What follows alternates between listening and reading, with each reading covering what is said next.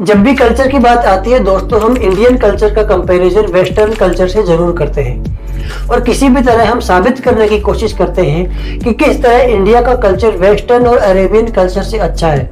चाहे वो खाना हो, पहनावा हो, तौर तरीके, रीति रिवाज, कोई फेस्टिवल, त्योहार या फिर सोसाइटी से बेस ही क्यों ना हो। पर क्या आपने कभी सोचा है कि क्यों दो देशों या दो समाजों के बीच के कल्चर में इतना डिफरेंस आ जाता है? आज इस वीडियो में हम इसी बात को जानने की कोशिश करेंगे। सबसे पहले अगर मैं आपसे पूछूं कि कल्चर क्या है तो आप क्या कहेंगे? क्या कल्चर किसी भगवान ने बनाया? नहीं, ये हमने बनाया, हमारी जरूरतों और हमारी सुविधाओं के लिए बनाया ताकि जिंदगी को जीना थोड़ा आसान हो जाए। इसी तरह अगर हम इंडियन कल्चर की बात करें तो इंडियन कल्चर में 16 संस्कारों का कॉन्सेप्ट है, गर्भ धारण से लेकर अंतिम संस्कार तक। मतलब एक बच्चे का जन्म से लेकर मृत्यु तक जीवन जीने के 16 नियम, ताकि उन नियमों पर चलकर जिंदगी थोड़ी आसान हो जाए। इसी तरह अलग अलग समाजों ने या धर्मों ने अपने हिसाब से अपना अपना कल्चर बनाया जो कि उनके लिए सही था। हम हमारे नजरिए से तो यह डिक्लेयर कर सकते हैं कि दूसरे धर्म, दूसरे देश या दूसरे समाज का कल्चर अच्छा नहीं है, हमारा कल्चर अच्छा है, लेकिन उनके पर्सपेक्टिव से, उनके नजरिए से वो उनके लिए ठीक है। आइए अब हम थोड़ा सा कंपेयर करके देखते हैं मोस्टली इंडियन, यूरोपियन और अरेबियन कल्चर को। सबसे पहले अगर हम बात करें खाने की तो इंडिया में लोग सबसे ज्यादा वेजिटेरियन फूड को प्रमोट करते हैं और इसी बीच वो टारगेट करते हैं यूरोपियन और अरेबियन कल्चर के लोगों को, क्योंकि वहाँ के लोग नॉन वेजिटेरियन ज्यादा है। पर क्या आपने कभी सोचने की या समझने की कोशिश की कि क्यों इंडिया में ही वेजिटेरियन फूड का कल्चर बना जो कि यूरोप और अरब में नहीं बन पाया? अगर आप यूरोप और अरब कंट्रीज का ज्योग्राफिकल एरिया देखेंगे तो आप देखेंगे कि यूरोप 30 या 60 डिग्री नॉर्थ लैटिट्यूड में है, यानी 30 से 60 डिग्री उत्तरी अक्षांश में, जो कि हमेशा एक ठंडा इलाका है। और अरब कंट्रीज की बात करें तो वो एक रेगिस्तानी क्षेत्र में ज्यादा है, मतलब एक बहुत ज्यादा गर्म इलाका। और इन दोनों ही इलाकों में, इन दोनों ही क्षेत्रों में खेती करना आसान नहीं है।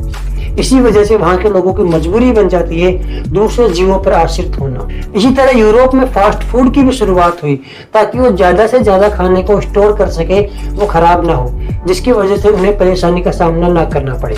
इसी का कंपैरिजन अगर हम इंडिया से करें तो इंडिया में आप देखेंगे कि जलवायु इंडिया की ऐसी है ही नहीं कि वहां ऐसी प्रॉब्लम्स हो। और इंडिया का अगर हम ज्योग्राफिकल एरिया देखें तो उत्तरी पूर्वी गंगा का मैदान और ब्रह्मपुत्र नदी का डेल्टा, ये दो ऐसे बड़े क्षेत्र हैं जहां पर खेती सबसे ज्यादा की जा सकती है। और एक रिसर्च के अकॉर्डिंग पूरे इंडिया में इतना अनाज उगता है कि पूरे एशिया कॉन्टिनेंट का पेट भर सकते हैं। और मैं आपकी जानकारी के लिए आपको बता दूं कि पूरे वर्ल्ड में 65% से ज्यादा पॉपुलेशन एशिया महाद्वीप में ही है।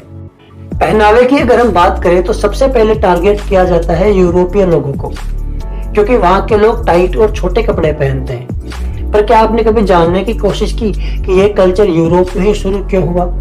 क्योंकि यूरोप एक ठंडा इलाका है, एक ठंडा क्षेत्र है।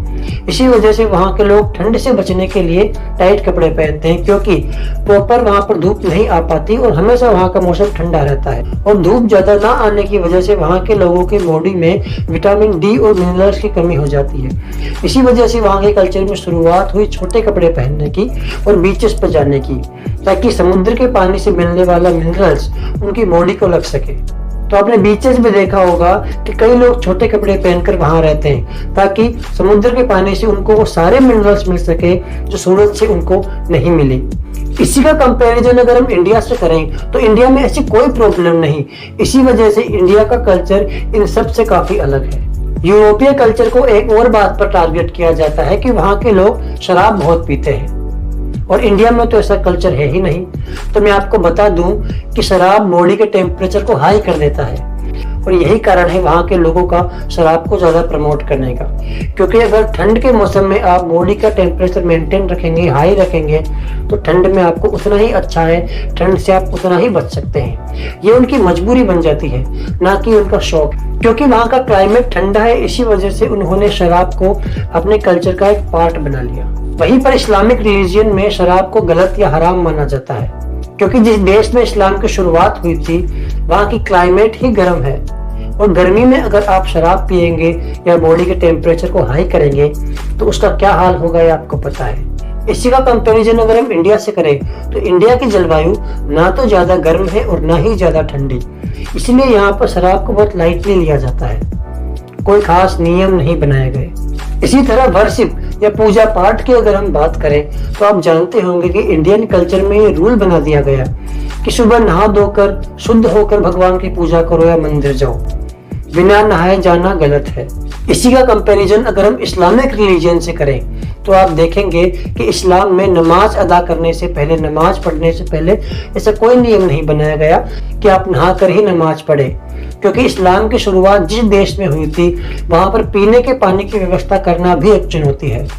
तो इस पूरे वीडियो का अगर मैं सोर्स निकालूं तो किसी भी देश या किसी भी समाज का कल्चर वहाँ के ज्योग्राफिकल एरिया और क्लाइमेट यानी भौगोलिक क्षेत्र और जलवायु पर निर्भर करता है।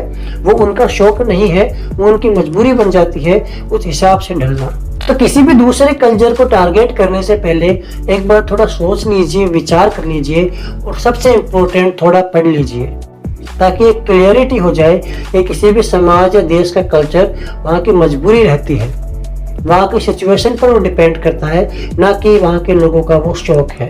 किसी ने क्या अच्छी बात कही थी कि प्रकृति को अपना दोस्त बनाइए, क्योंकि अगर आप प्रकृति से दुश्मनी करेंगे, उसका विरोध करेंगे तो आपको जीने नहीं देगी, आप जिंदा नहीं रह सकते। अच्छा, मैं आपसे एक सवाल पूछता हूँ, क्या आपने कभी रेगिस्तान में सफेद भालू देखा है या फिर अंटार्कटिका और ध्रुवीय क्षेत्रों में ऊंट देखा है? नहीं, क्योंकि ऊंट का क्लाइमेट, ऊंट की जलवायु वैसी है ही नहीं कि वो ठंडे इलाके में रहे, और एक सफेद भालू की जलवायु, उसकी क्लाइमेट वैसी नहीं है कि वो एक गर्म स्थान, एक गर्म जगह पर रहे। बस इतना ही कॉन्सेप्ट है। जानवर भी अपने प्रतिकूल क्षेत्रों में जिंदा नहीं रह सकते, हम तो फिर भी इंसान हैं। तो मैं सीधा सीधा एक ही बात कहूंगा, यूरोपीय लोगों का खाना, वहाँ का पहनावा, वहाँ का शराब ज्यादा पीना, वहाँ का टाइट और छोटे कपड़े पहनने का कल्चर उनकी मजबूरी है, शौक नहीं। तो मैं तो बस एक बात कहूंगा कि किसी भी कल्चर को गलत साबित करने से पहले, गलत कहने से पहले आप उनके पर्सपेक्टिव, आप उनके नजरिए से एक बार देखिए।